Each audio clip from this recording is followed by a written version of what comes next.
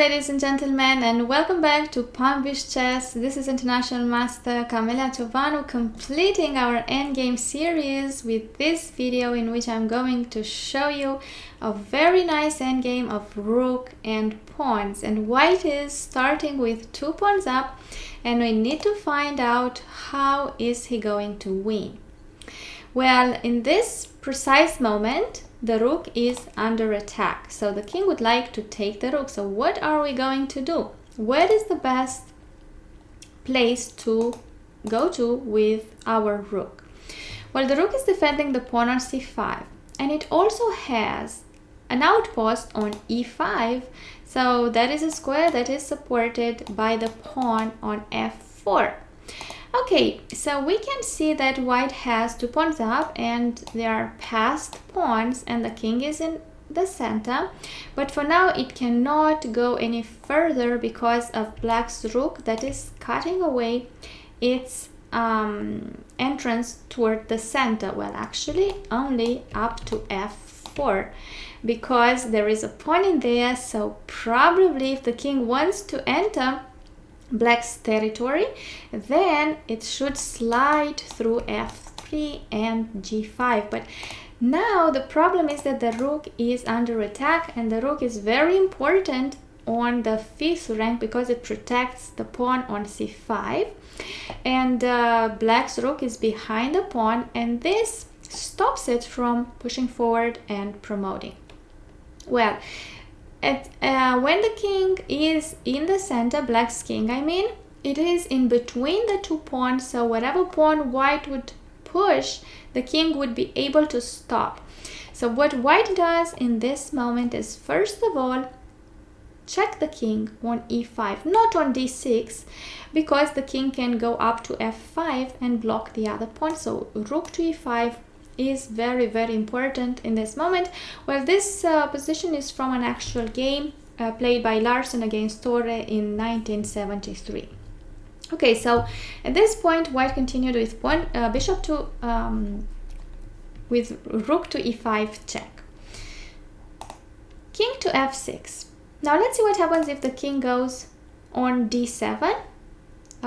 Black should choose between the d file or the f file. If the king goes to d7, can you see that then it cannot approach the f pawn anymore? So actually he has no access in this area. So he can't possibly go back to stop the f pawn. And in this case, white should simply bring the king to f3 and then bring it in front of the pawn and support its promotion on f8. It's important that first the king moves away from the 4th rank so it doesn't remain limited by black's rook on the 4th rank.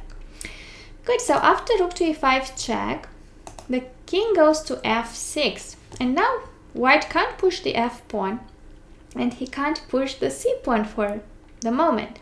So what white should do now is activate the king, and the way to do it is by simply moving king to d3 and attacking the rook. Okay, now if the rook goes on the c file, like rook to c1, white will be able to enter black's territory with the king this way. Or if black takes the pawn, white has sacrificed 1 pawn, all right, and attacking the rook on e5, what white needs to do is simply move the rook very far away from the king. And can you see that there are 2 files away from the pawn? King is 2 files away from white's pawn that wants to promote in only 3 steps. Okay, so can black at this point stop the pawn? If you will check the king will simply move up. So this doesn't work. So what black does is trying to stop it from the promoting square, trying to go in front of the pawn. And in this case, white can simply push the pawn. Can you see the rook has no other square available behind the pawn. So it should try and stop it either from the side or from the promoting square, but that doesn't help either. Okay, so rook to a6 actually is attacking the pawn, and obviously white can't move pawn to c7 because the rook goes to c6 and the pawn gets taken. So now white simply brings the rook to c1, okay, to support the pawn from behind. Now if the king comes near, it will not reach there in time to stop it. So the only option that black has now is to bring the rook on c8. Okay, so if the pawn goes to c7, then rook to c8, and then the king should go quickly to d7. So white should first bring the king to support the pawn. So after king to e6, now, very importantly, again, white will keep the king away from the pawn.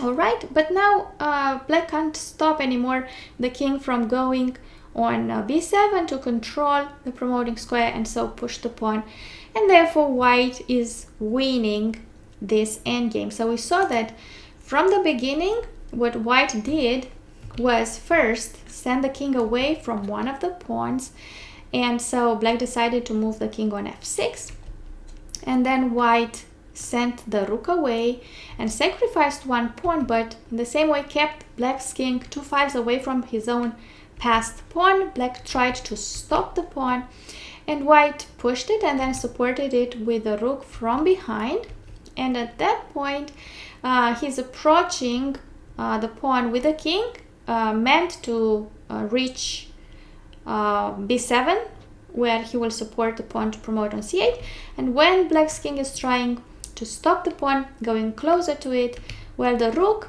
will keep the king far away from the pawn, and so white wins the endgame.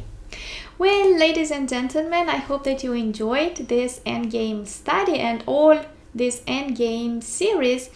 Again, this is International Master Camelia Ciobanu, and I wish you to have a wonderful, wonderful day and to enjoy the rest of the content on this chess channel.